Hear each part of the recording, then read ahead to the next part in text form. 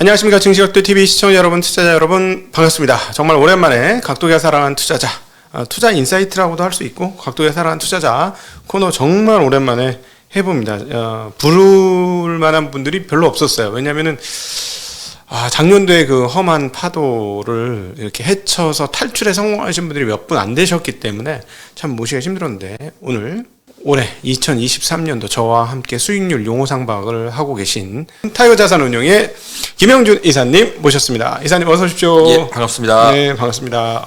작년에 아주 고통스러운 한 해가 지나가고 올해는 네. 좀 상처를 좀 치유받고 있는 기간이 되고 계시죠?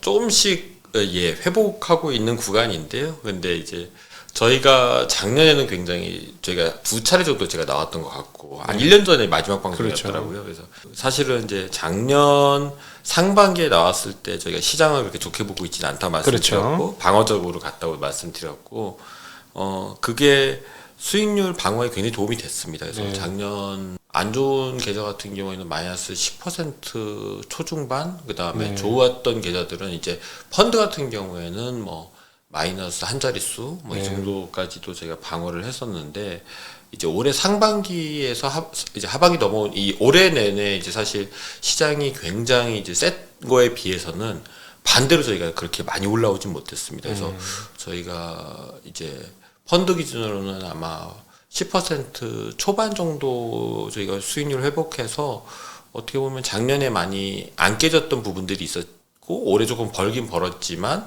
저희가 시장이 좋았던 거에 비해서는 잘한 것 같지는 않다라는 게 자체적인 평가입니다. 그래서 일부 고객들은 이런 말씀 해주세요.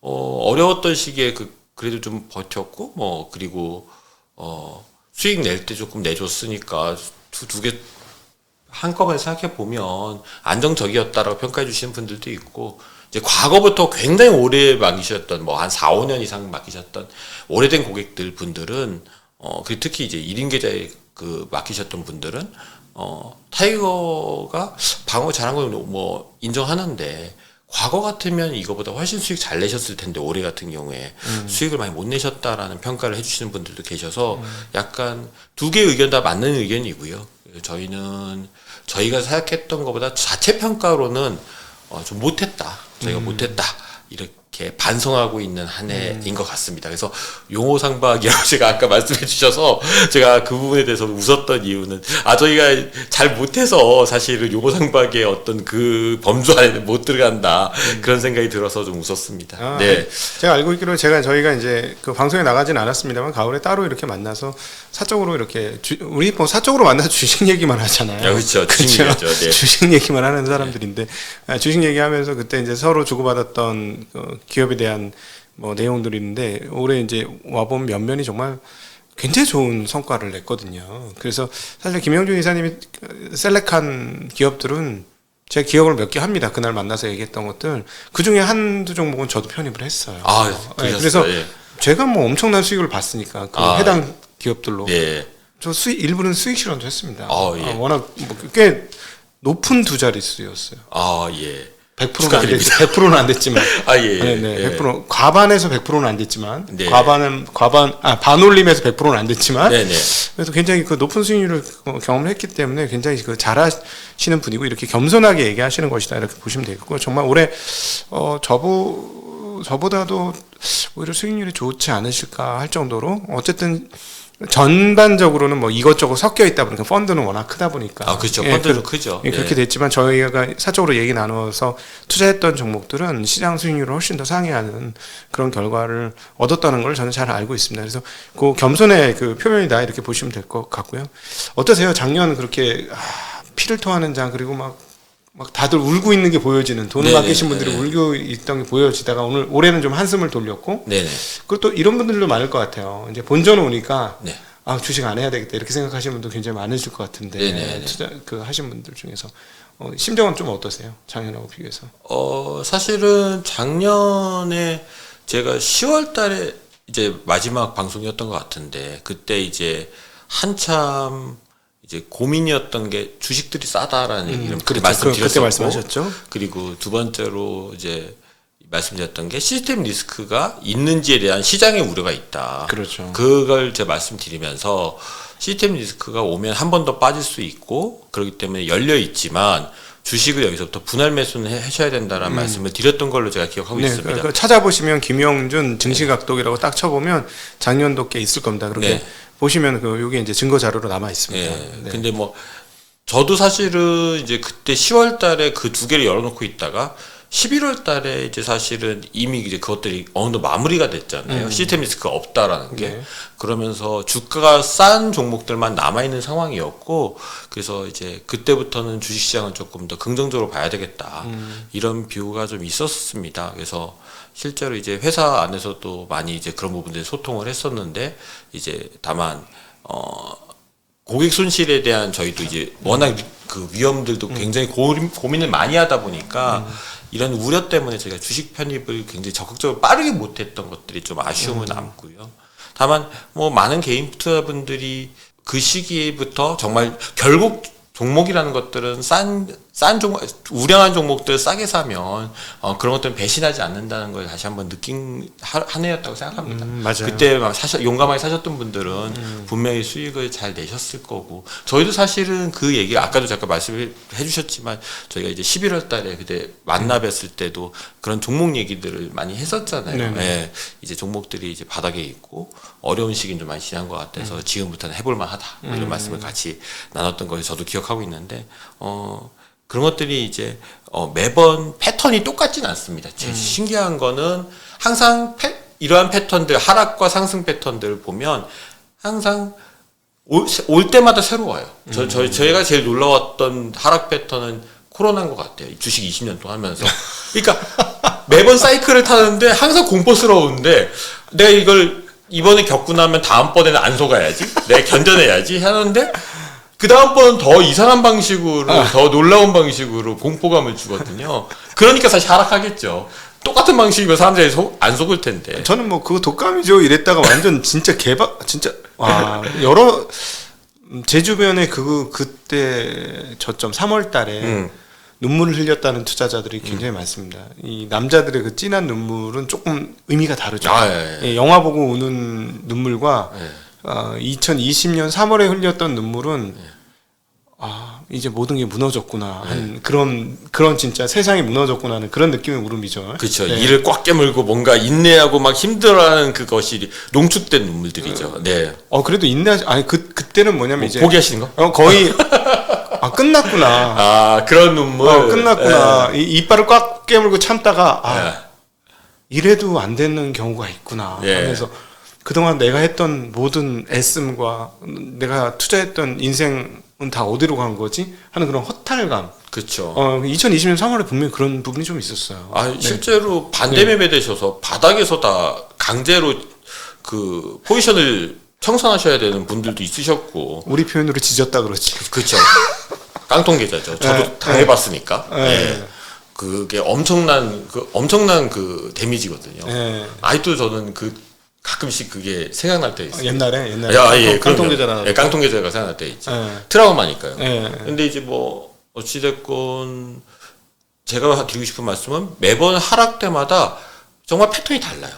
패턴이 다르고 저는 그거를 이제 보통 이제 변주라고 표현하는데 계속 변주가 있고 그 변주들이 있지만 그래도 그 시기에 그 두려움을 이겨내고 용감하게 좋은 주식들을 싸게 사려고 했던 노력들을 하셨던 분들은 항상 수익을 내더라. 그리고 그게 작년부터 올해 한 해까지의 모습이었다.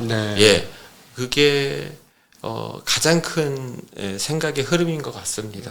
맞습니다. 그래서 지금은 좀 편안하게 이렇게 되돌아볼 수 있는 시간인 것 같아요.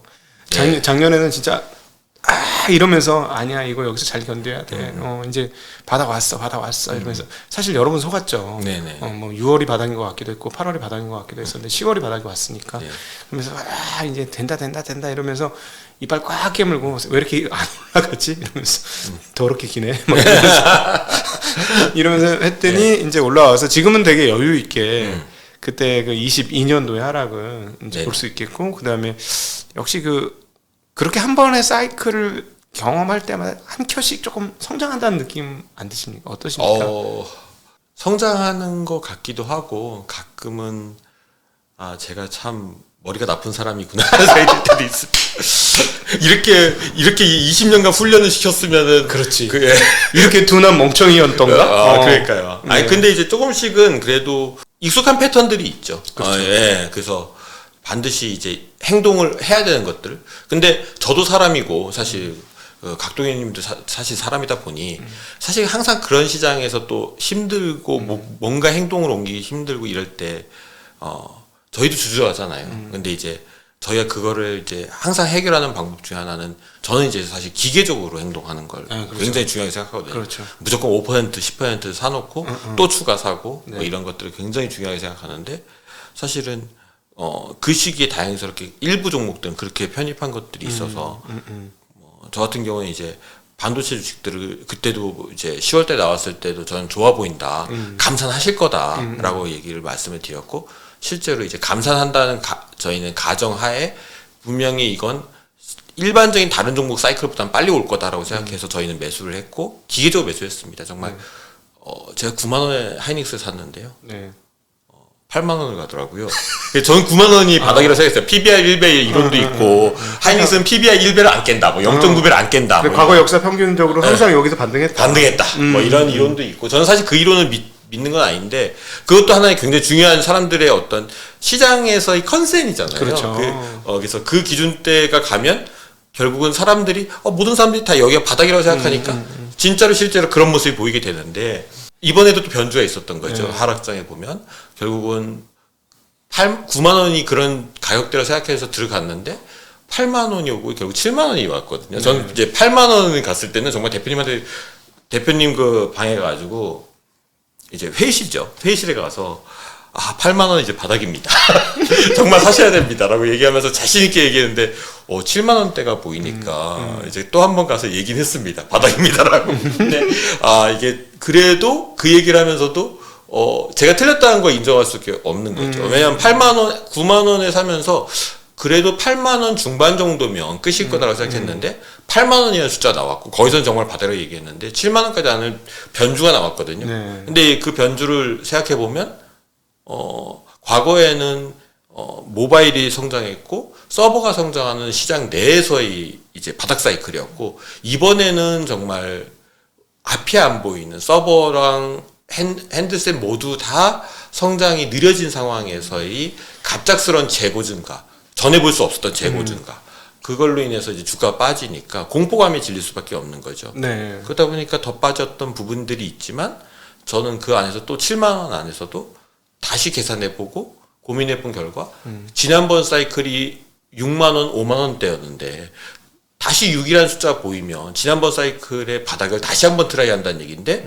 과거 사이클 바닥 트라이 정도로 난 이 산업이 망가진 것 같지는 않다라는 게 제 생각이었고 그래서 7만 원의 바닥이라는 얘기는 했습니다. 뭐 물론 저의 평단은 9만 원과 8만 원 근처였고 그치. 뭐 그러겠지. 예, 당연히 그랬겠죠. 다 그렇죠. 예, 다 그렇죠. 뭐 누가 7만 원에 사신 분도 있겠지만 누가 그렇게 열심히 그 가격을 정확하게 맞추셨겠어요. 근데 다만 그래도 다행스럽게 주가도 올라와서 수익을 내고 있는 상황이어서 참 이 업이 패터닝이 있긴 하지만 똑같지 않은 것들이 참 묘미다 이런 생각이 가지게 되고 맞아요. 예, 가지고 있습니다. 저희 채널에서는 구독자분들께 그래서 100번 분할 매수, 100번 분할 매도 이 그래. 얘기를 드려요. 왜냐하면 기계적으로 하라 이거죠. 기계적으로 감정을 빼고. 예. 근데 그게 사실 기계처럼 안 되죠. 말씀하신 것처럼 저도 그 얘기 물어보려고 했는데 이미 답변을 하셔가지고 네. 7만 원대는 별로 못 사셨죠? 못 사죠. 못 사죠. 저도 이거 떨어져서 막 사. 근데 저는 이제 어떠세요? 김 이사는 어떤지 모르겠는데 저는 이제 무슨 생각? 디폴트 값이라 생각. 내가 사면 떨어진다는 디폴트 값이야. 그렇죠. 전 그렇게 생각해. 네. 내가 사면 무조건 떨어진다. 그래서 이제 분할 매수를 하는 건데 꼭 제일 싸게 살 때는 손이 안 나가. 그렇죠. 항상 그렇죠. 항상 그렇죠. 네. 근데 이런 생각도 가끔 해요. 저는 손이 안 나가는 저를 보면서 야 이거 바닥이네. 네네. 못 사면서 바닥이네. 이런 생각이 머릿속으로 떠오를 때가 있는데 그런 때는 없으셨어요?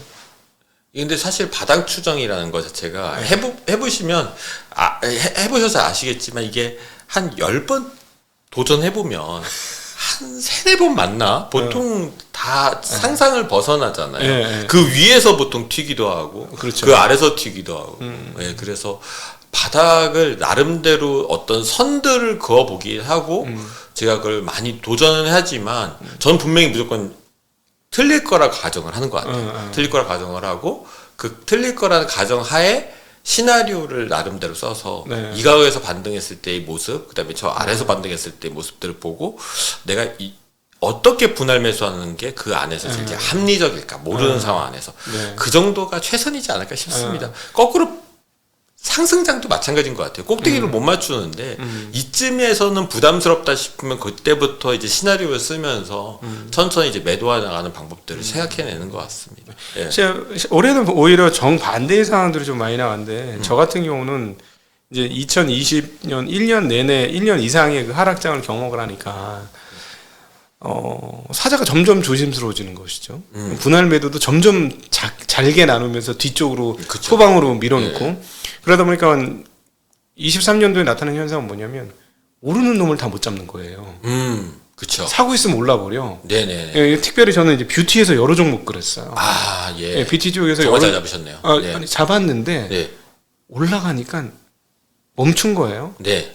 그러니까 예전 같았으면 그 올라가는 거 따라 그 전 사이클이었으면 그 전 그 상승 사이클 경험이 있으니까 내려갈 때 올라가면 따라잡아. 네네. 근데 또 물려. 네. 또 물려. 이러니까 뭐냐면 떨어질 때만 잡아야지 이러고 그렇게 익숙해져 있으니까 1년 반을 그렇게 익숙해 있으니까 떨어지면 잡아야지 하다가 수량을 다 못 채우고 그냥 휙 날아가 버려.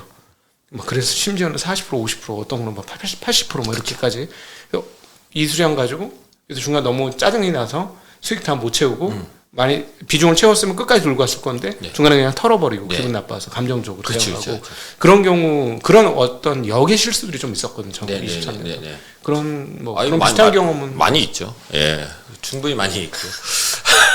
아니, 저희 실수하는 걸로 따지면은 정말, 셀 수도 없을 것 같아요. 네. 예, 투자라는 게 원래 실수를 많이 한다고, 지난번에도 제가 저기 나와서 말씀을 드렸었는데, 실수 인정해야 된다. 이거 네. 어쩔 수 없다라고 말씀을 드렸는데, 저희도 똑같고요. 근데 올해 잠깐 장에 대해서 좀 얘기를 좀 갑자기 하고 싶었어요. 네. 작년 장은 이제 가격대가 이제 시스템 리스크를 고려했으니까 이제 시스템 리스크를 고려한다는 건 시스템 리스크가 발생하는 순간 밸류에이션은 따지지 않고 무조건적인 투매가 나타나서 수급에 의해서 가격이 결정되잖아요. 네.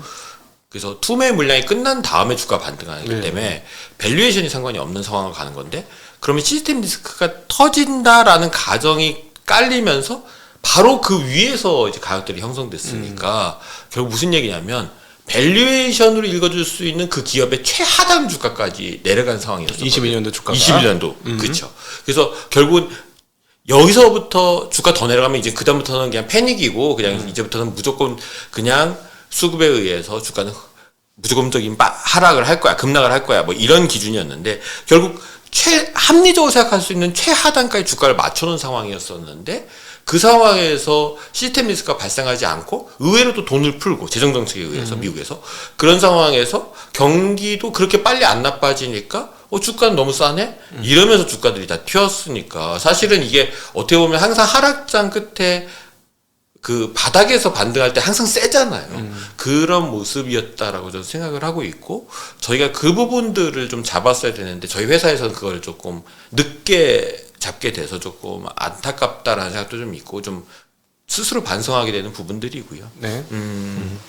그게 이제 매번 시장마다 있는 건데 이번 장은 다른 게 또 있어요. 네. 제 생각에는 이번 장은 놀라운 정도로 달라진 게 개인들의 유동성이 강력했는데 거기에 플러스 정보에 대한 얘기를 제가 21년에도 말씀을 드렸었어요. 정보의 양이 굉장히 많아지면서 시장이 굉장히 합리적이 되어가고 있다는 말씀을 드렸는데 23년도에 와서는 완전히 달라진 게 이제는 텔레그램, 유튜브 그리고 블로그 이런 것들이 정말 촘촘하게 결합되면서 이제 어떤 어떤 그 인터넷상에 있는 그 동아리나 어떤 네트워크들을 가보면 주식 얘기하는데 가보면 엄청 전문적인 얘기들이 좀 많이 나와요. 내가 그 회사를 어떻게 공부해봤는데 이런 상황이고 이런 것들은 주가는 어디까지 반영돼 있고 이런 얘기들을 굉장히 전문적으로 하는 사람들이 굉장히 늘어나면서 이런 것들이 주가를 굉장히 빠르게 합리적으로 끌어올리는 역할을 해줬다라고 네. 저는 생각합니다. 그래서 이게 올해장의 가장 큰 차이점이었다. 그래서 반등이 셌던 부분들이 평상시에 보던 모습과 그리고 올해부터 나타나는 구조적 변화가 같이 묶여 있어서 그런 종목들이 굉장히 많이 올라갔다라는 생각들을 가지고 있습니다. 네. 그렇죠. 그러니까 세력화된 세력화된 개인들, 부분도 있죠. 예. 세력화가 그 예를 들어 자기네들 알고 지내는 사람들이 아니라 SNS를 통해서 말씀하신 텔레그램의 그 주식방이 정말 강력한 파워를 내고 있다. 이런 게 많이 느껴졌어요. 많이 느껴지죠. 예. 지금은 그게 뭐 꼭 텔레그램이 아니더라도 저는 뭐 그냥 예를 들어서 제가 블라인드 같은 거를 가끔 이제 들어가 보면 주식 게시판 같은 것들이 있으면 거기에 각자 그 직업들이 있으시잖아요. 네. 거기서 나오시는 가끔 그러니까 제가 흠칫 놀라는 저도 이제 나름대로 이거 가지고 밥 먹고 사는 이제 직업인으로서 이제 제가 나름대로의 이제 견해를 갖고 딱 보고 있는데 생각보다 굉장히 냉철하게 보시는 분들이 가끔씩 있으세요. 네네. 예, 그런 분들 보면 이게 확실히 이런 식으로 네트워크들이 형성되면 정말 속도가 빠를 수밖에 없겠구나라는 생각들을 계속 가지고 있습니다. 그래서 앞으로도 이 속도에 저희가 못 맞춰가면 우리가 시장에서 도태될 수도 있겠다. 그래서 개인 투자자도 굉장히 열심히 해야 되는 상황이 점점 오고 있고 참여자가 많아졌으니까요. 그리고 유동성의 양이 많아졌으니까 당연한 모습이라고 생각하고요. 그리고 그런 모습 때문에 저희도 사실은 이번에 신입 직원을 6명 뽑았습니다. 저희가 뽑았네요. 정말 많이 뽑았습니다. 그러니까 정말 많이 뽑았네요. 네, 정말 많이 뽑았던 이유가 저희도 적응해야 된다. 정말 이제는 젊은 친구들의 얘기를 계속 들어야 되고 저희도 계속 뛰어다녀야 된다는 생각 때문에 우선 트라이를 하자. 뭐 이렇게 좀 내부적으로 생각이 들어서 저희가 직원들도 신입 직원들도 많이 뽑고 굉장히 이제 그런 새로운 시도를 저희도 많이 하려고 좀 노력 중입니다. 사실은 뭐 2000년대 이게 그 닷컴 버블 이후에 풍미했었던 개인 중심의 시장 흐름이 다시 재환원이 된 거죠. 예. 이게 강화되고 있는 것 같아요. 예. 예, 어차피 기관 투자자들은 점점 더 힘이 약해지는 게 아닌가 싶기도 하고요. 예, 기간 완전히 퇴조하고 23년도 20이 뭐 계속 누적이 되어 왔습니다만 23년은 확실하게 기관은 이제 존재감이 너무 없어지고 네, 반면에 개인이 중심이 된 시장 그러다 보니까 변동성도 크고 맞습니다. 또 그리고 정보의 그 과잉도 분명히 있는 것 같아요. 과잉에 의해서 쏠림 그렇죠. 이거는 제가 보기에는 결국은 개인 투자자들한테 저는 부메랑으로 돌아갈 것 같거든요. 이거는 일정 부분은 또 독이 되겠죠. 네네. 네네. 왜냐하면 저희가 이런 시장들 너무 많이 봤잖아요. 네, 그쵸. 뭐 예를 들어서 아주 제가 처음 주식 시작했을 때 그때 처음 나와서 말씀드렸던 사실 닷컴 버블도 그런 모습 중 하나였고 네. 뭐 최근을 보면은 이제 17년, 18년 또 15년에 뭐 코스닥이나 바이오 붐도 바이오 맞아. 붐? 예, 네. 그런 것도 이런 모습이었었고 이런 것들은 항상 과도하게 또 비정상적으로 오르면 또 정상화되는 과정들을 겪어야 되기 때문에 그런 부분도 당연히 저희가 당연히 고려해야 될 사항인 것 같습니다. 네, 그렇습니다. 그러니까 정보가 많아졌고 정보의 힘도 세졌는데 더불어 과잉도 같이 존재하는 그게 섞여 있는 시장이었다. 네. 예. 근데 이거를 조금 더 분석을 좀 해서 말씀을 좀 드리면 제 생각은 이 개인 투자자들 저도 개인 투자자였을 때 뭘 중요시했는데 다시 생각해 보면 스토리를 굉장히 중요시해요. 내러티브라고 표현하는. 그렇죠. 예, 그래서 스토리라인을 굉장히 중요시하고 앞으로 이렇게 쭉 성장할 거야라는 어떤 그 스토리가 중요한데 이제 제가 개인 투자자였을 때와 지금을 조금 비교했을 때 가장 크게 달라진 점이 뭐냐면 저는 그 스토리 라인을 세울 때 실패할 가능성과 성공할 가능성을 다 보고 네. 그 모든 것을 합한 기대값을 저는 최종적인 주가의 어떤 그 합리적인 가격이라고 생각을 하는데 보통 초보 때 투자자들은 성공 가능성만 생각을 하세요. 그렇죠. 그리고 실패 가능성 보통 생각 안 하시죠. 그렇죠. 그러다 보니 이제 주가들이 대부분 애누리가 없는 아주 이제 합리적인 가격보다도 훨씬 더 높은 가격에 거래되는 경우들이 되게 많이 나오게 되죠.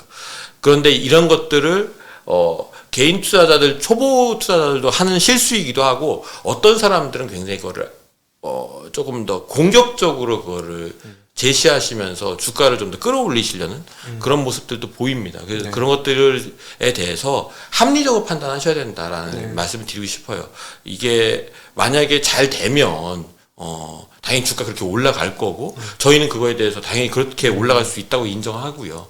그런데 만약에 잘 안 됐을 때 위험성도 있는 거잖아요. 네. 그런 것들 동시에 고려하셔야 되는데 그걸 고려하지 못했던 시장이 사실은 지난번 코스닥의 바이오 시장이었다고 저는 생각합니다. 네, 네. 바이오 붐 때도 사실은 종목들이 대부분 다 신약이 성공할 거라는 가정하에 주가가 엄청 올라 있었고 근데 대부분의 약들이 사실은 잘 안 됐잖아요.